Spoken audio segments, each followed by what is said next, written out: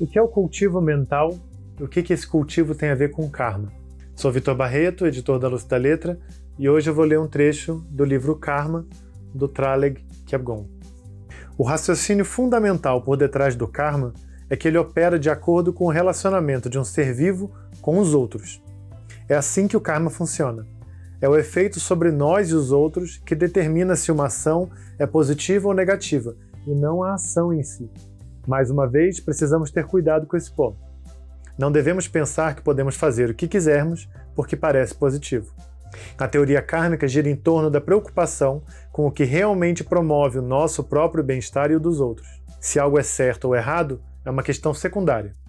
O foco principal é se o ato é benéfico ou prejudicial.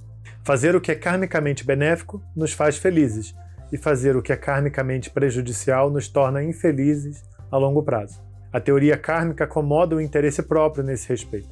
Devemos nos preocupar com nós mesmos e pensar sobre o que de fato nos beneficiará e devemos refletir sobre isso seriamente.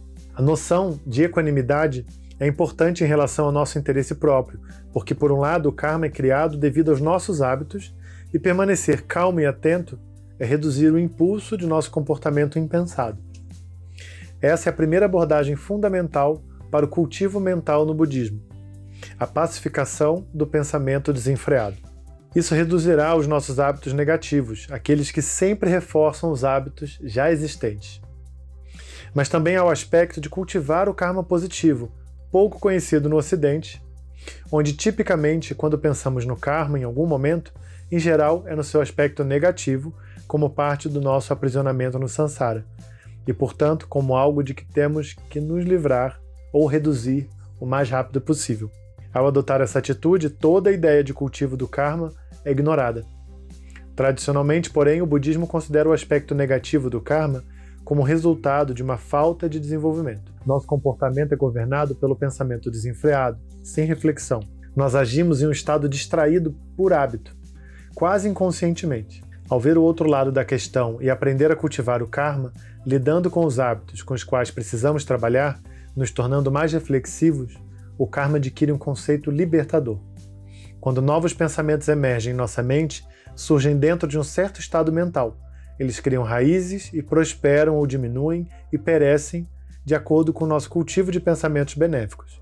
Na verdade, esses hábitos positivos, ativamente encorajados e estimulados, também têm o potencial de deixar de ser apenas hábitos.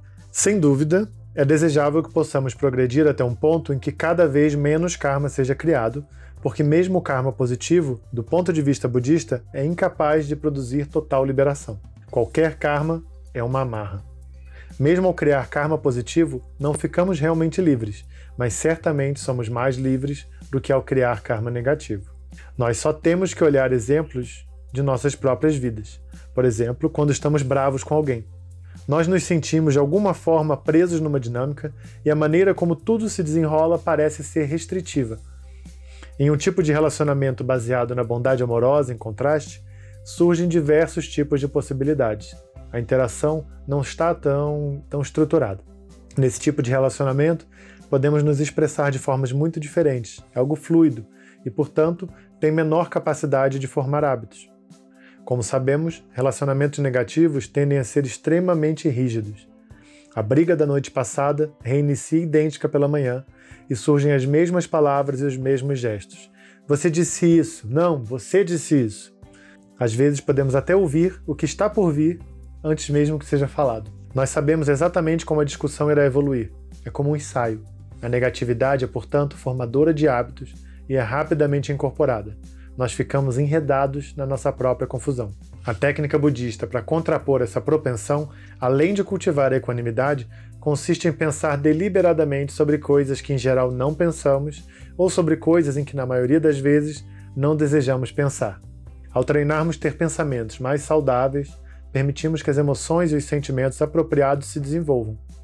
Por exemplo, um pensamento simples, como "meu parceiro é uma pessoa agradável", evoca um sentimento caloroso em relação a ele.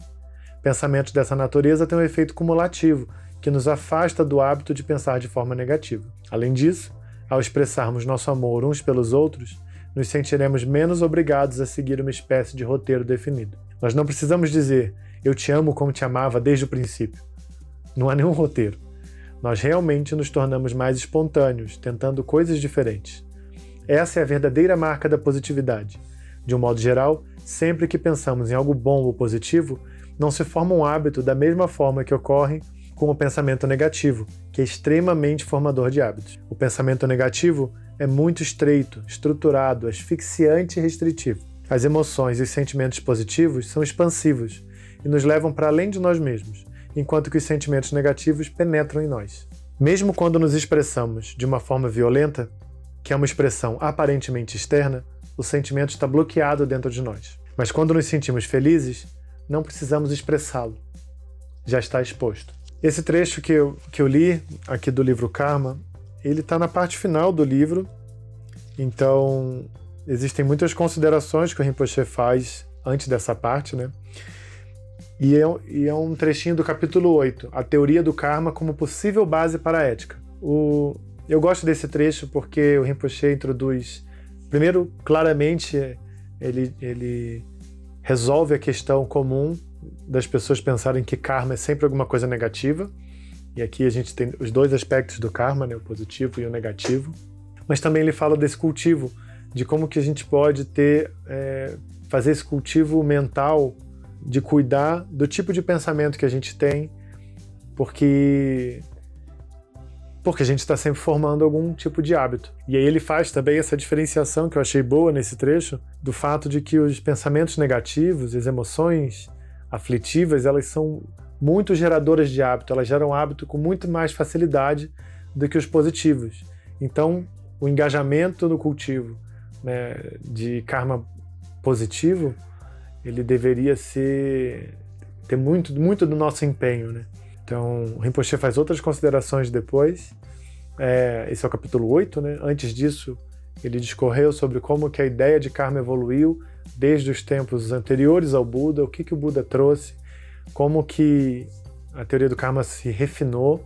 E o Rinpoche, ele faz muitas considerações, ele leva em conta o ceticismo natural da nossa cultura, ele leva em conta os aspectos culturais, a ciência. É um livro bem completo, especificamente sobre essa questão do karma. Tem um outro vídeo que eu já gravei sobre esse livro, sugiro que você confira. E espero que você goste desse vídeo, que esse trecho tenha sido provocador para uma reflexão mais profunda sobre o tema karma, que ele muitas vezes é compreendido de modo superficial. Vou ficar feliz de saber o seu comentário. Considere seguir, se inscrever no canal da Luz da Letra no YouTube, ou seguir a Luz da Letra aqui no Instagram também. E a gente se vê no próximo vídeo. Grande abraço!